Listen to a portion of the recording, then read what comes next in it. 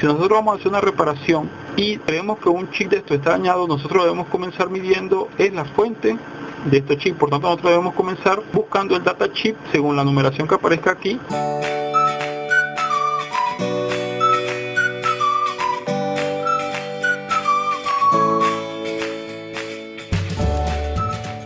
Bueno, en este caso continuamos con los tiristores. Los tiristores se componen básicamente de 3 componentes, se subdividían en 3 componentes básicamente, que serían los TRIAC, los SCR y los DIAC. Generalmente los tiristores se usan para manejar carga. Aquí se lo estoy mostrando, esto que tenemos acá. Generalmente no se lo van a encontrar en tarjetas electrónicas, digamos así, clásicas o antiguas, sino en las más modernas, porque los tiristores vienen a ser componentes, ellos vienen como a sustituir los relés.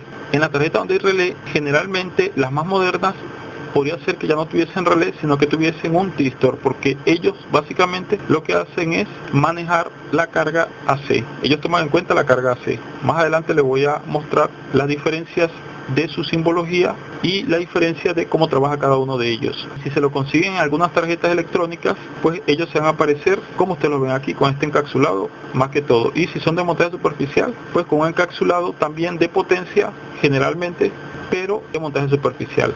Ellos generalmente vienen en este encapsulado porque ellos son para manejar carga. ¿Dónde podemos encontrar un SCR? En un circuito que maneje, por ejemplo, o que controle el apagado o encendido de algún aparato, o el apagado o encendido de alguna iluminación, por ejemplo. También se consiguen en algunos televisores, en la fuente de poder de algunos televisores, conseguimos algunos SCR, y sobre todo se utiliza también mucho para lo que es domótica, que es el control de la energía en una casa. Ellos básicamente son como unos switches, como les digo, se parecen, la esencia es muy parecida a la de un relé, que uno le inyecta una energía por un pin y por los otros pines se activa el switch. Ellos también toman en cuenta la señal sinusoidal, la señal de la red.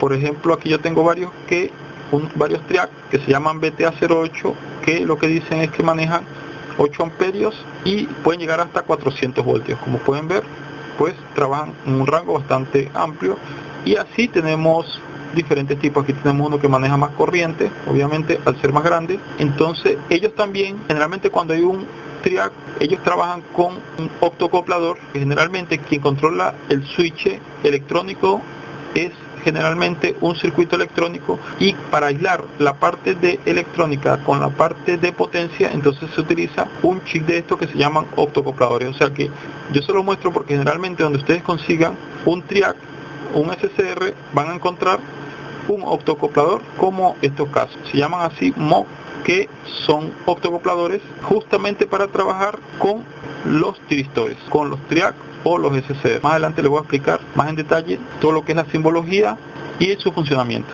Bueno, entonces aquí con los tiristores podemos ver más o menos la simbología de cada uno de ellos. Fíjense aquí del SCR, el TRIAC y el DIAC. El SCR, si se fijan, se parece como un diodo. De hecho, tiene un ánodo y un cátodo como un diodo, pero tiene un pin extra, que es el gate o compuerta. Es como un diodo porque conduce en una sola dirección y por eso tiene la simbología del diodo, pero es activado por esta puerta. O sea, quiere decir que la única forma de que él empiece a dejar circular por aquí corriente es con un voltaje que debe colocarse acá. Si pasamos ahora al TRIAC, es como si fuesen dos diodos, un diodo mirando para arriba y un diodo mirando para abajo. Entonces por eso conduce para ambos lados, pero también tiene un gate para poderlo activar. Luego que ese gate se le coloca un voltaje, entonces él empieza a dejar pasar corriente en cualquiera de los dos sentidos. Entonces este sería bidireccional y este sería unidireccional, como ya se pueden ir dando cuenta. Y el caso del DIAC no se activa con ningún gate, sino que se activa directamente por un voltaje mayor en cualquiera de los dos sentidos. Puede ser en este sentido o en este sentido, pero el voltaje es el que está en los extremos de él. Así se activa el DIAC. Y aquí pueden ver cómo es el componente en físico. Y aquí pueden ver pues cómo son sus componentes.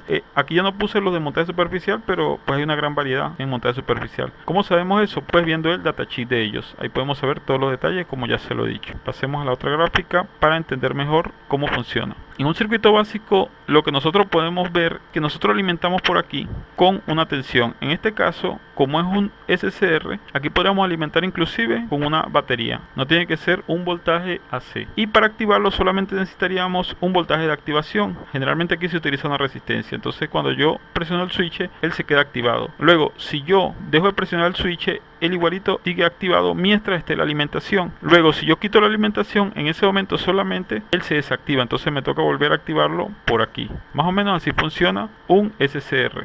Y un triac sería parecido, pero funciona para los dos lados.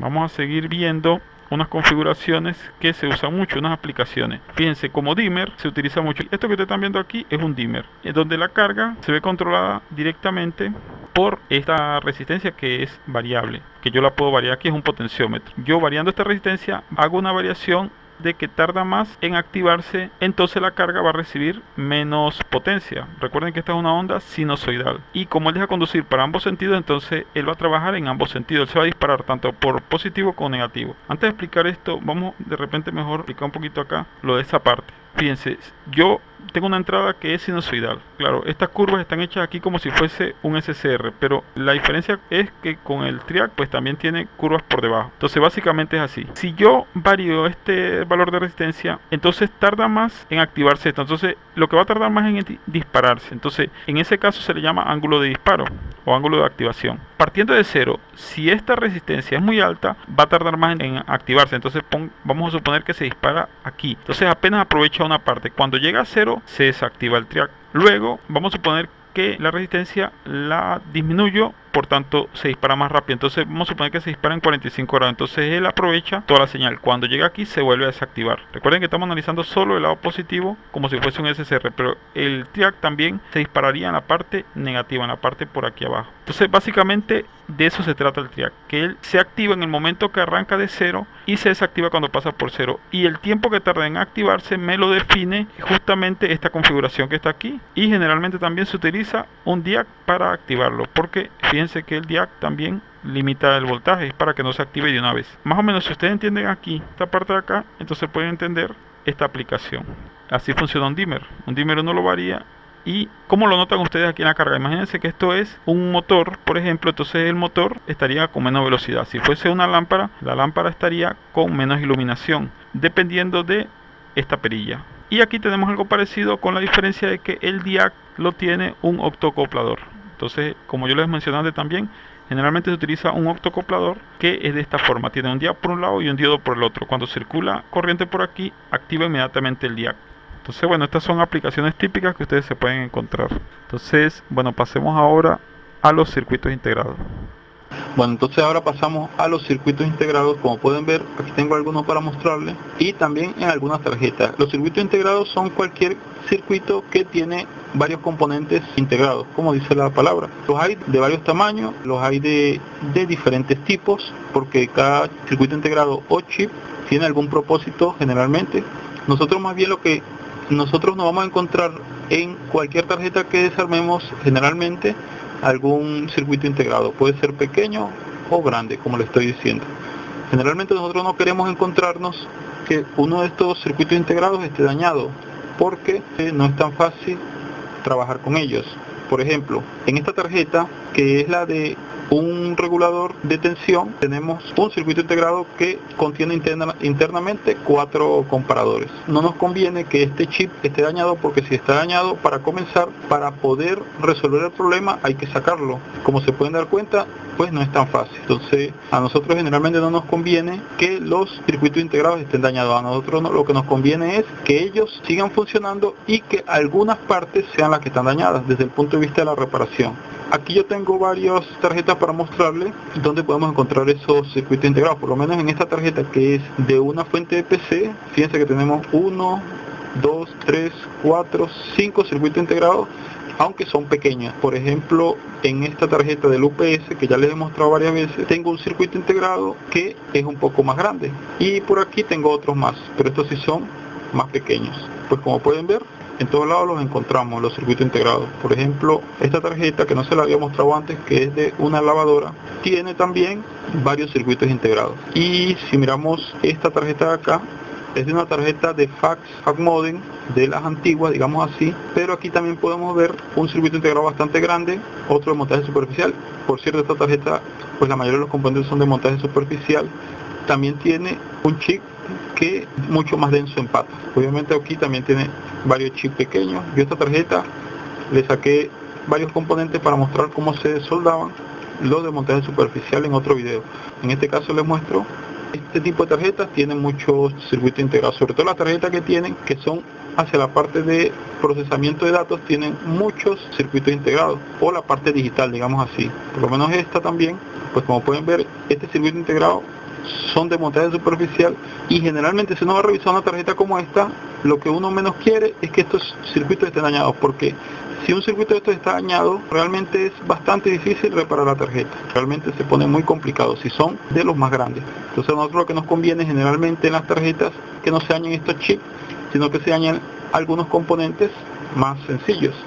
Pero debemos entender cómo funcionan ellos, o por lo menos cómo trabajar con ellos en el momento que estamos haciendo las reparaciones. Generalmente, si nosotros vamos a hacer una reparación y creemos que un chip de esto está dañado, nosotros debemos comenzar midiendo la fuente de estos chips. Por tanto, nosotros debemos comenzar buscando el data chip según la numeración que aparezca aquí. La buscamos en internet, el data chip, y ahí podemos ver lo que llaman el pinout. El pinout es qué significa cada pin de estos, y luego que nosotros vemos qué significa cada pin de estos, entonces ubicamos dónde está la alimentación. Eso es lo primero. Si el circuito integrado le está llegando la alimentación bien, en este caso para este chip es el 4 y el 11, entonces nosotros podríamos continuar viendo si el chip tiene algún problema. Por lo menos debemos comenzar con la alimentación, porque generalmente así deberíamos comenzar los análisis cuando tenemos dudas sobre un circuito integrado que tenga algún problema. Bueno, pero en este caso nos interesa más identificarlos y entenderlos. Más adelante yo iré explicando con más detalles sobre el tema de las reparaciones, pero por los momentos, ¿qué es lo que nos interesa cuando nos encontramos un chip de esto en o un circuito integrado en una tarjeta? Identificarlos, por lo menos saber de qué se trata y entender cada uno de los pines, qué es lo que significa, qué es lo que maneja por cada pin, de qué se trata el chip, pues, por ejemplo, y su pinout. Básicamente sería eso lo que nos interesa.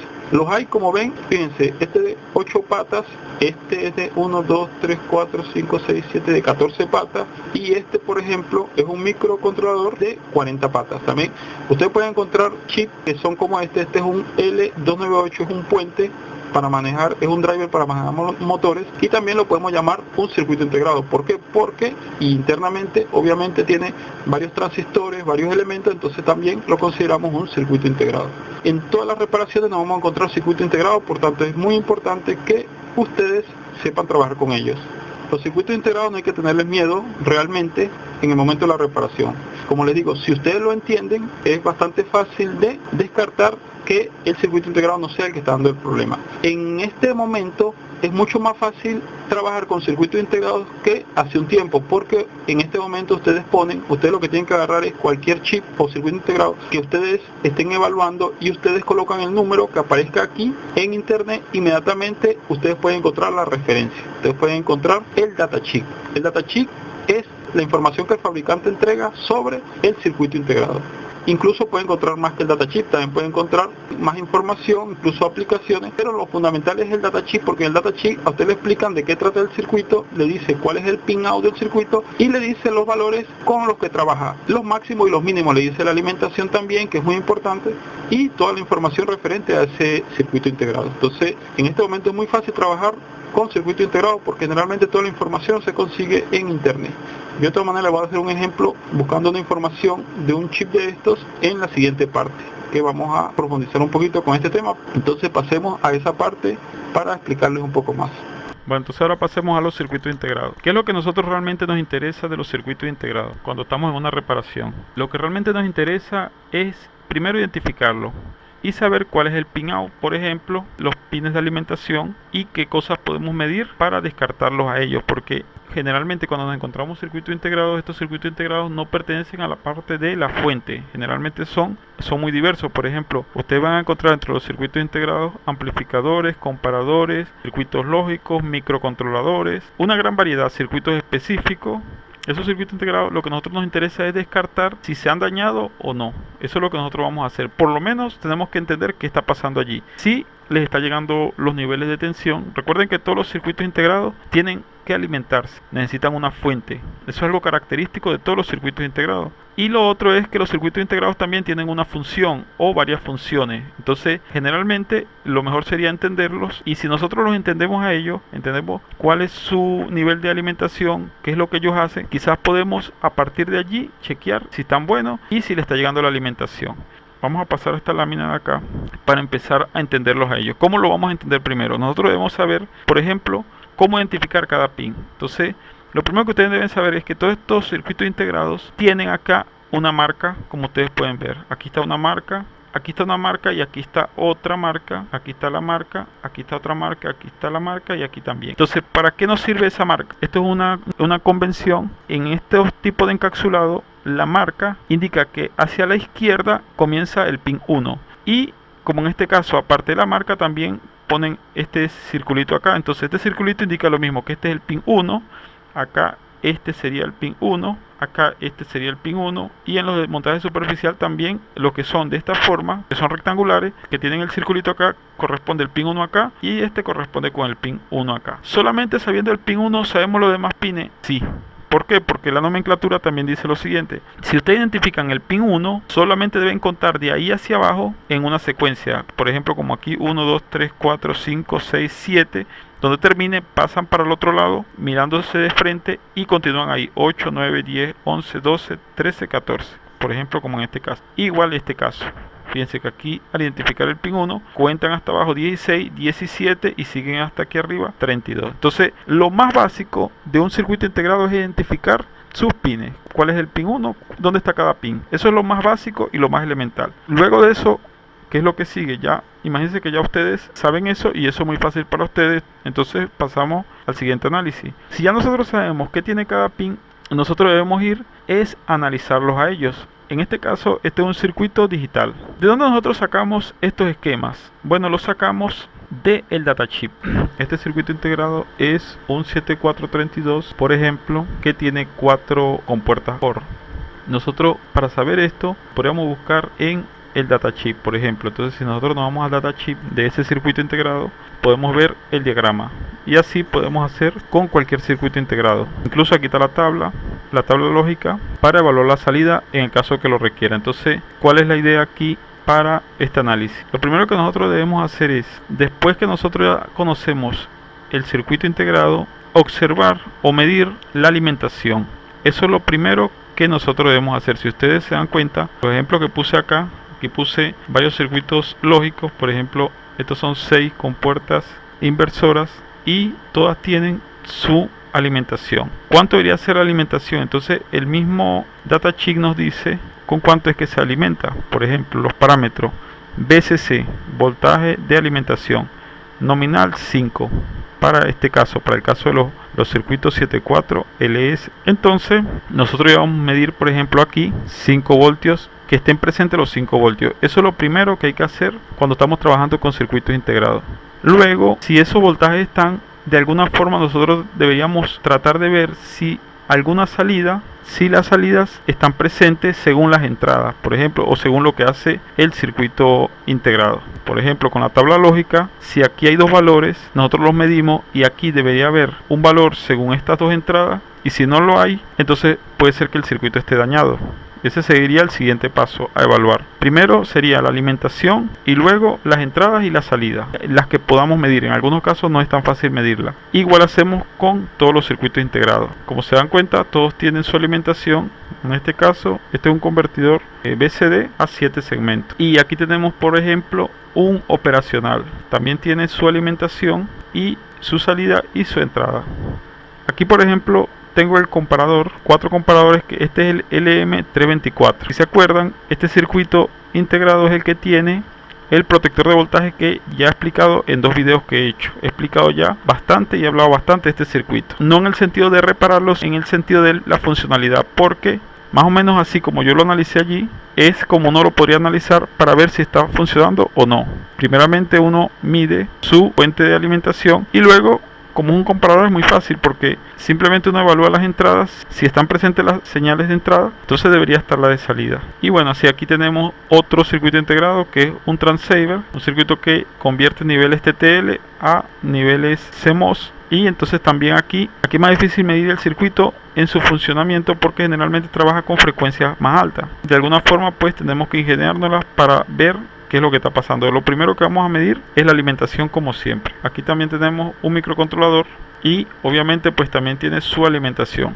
Entonces nosotros generalmente cuando estamos revisando circuitos integrados nos vamos a concentrar más que todo en la alimentación de ellos, y de una forma muy ingeniosa o inteligente ver si las salidas que deberían estar presentes y que nosotros podamos medir estén allí, y las entradas también, porque si depende de algunas entradas, entonces que estén presentes algunas entradas y alguna salida, y con eso nosotros vamos a probar si está bueno o está dañado, porque a nosotros lo que nos interesa realmente cuando vemos un circuito integrado es si él está bueno o si está dañado. Eso es todo lo que nosotros podemos verificar. Bueno, lo dejamos hasta aquí porque se me ha hecho un poco largo. Ya estoy preparando otros videos. Espero que si les ha gustado este tutorial les den like y lo compartan. Vienen más tutoriales. Viene un tutorial de reparaciones avanzadas, porque este es, como ustedes se han dado cuenta, muy básico. Voy preparando en paralelo uno de reparaciones avanzadas. Ya estoy cuadrando eso. Yo quiero ir en paralelo, pero en cursos independientes. Ese lo va a llamar reparaciones avanzadas y va a ser otro tutorial, pero este va a seguir su ritmo. En la siguiente parte voy a enseñar a medir algunos componentes, ya lo que es en sí en la parte de reparación. Entonces, bueno, se vienen cursos muy interesantes y otros videos muy interesantes, así que suscríbanse los que no se han suscrito, porque este canal está 100% activo y yo también estoy 100% activo respondiendo los comentarios. Recuerden que también les dejo las redes sociales si me quieren contactar para hacerme alguna pregunta. Entonces nos vemos en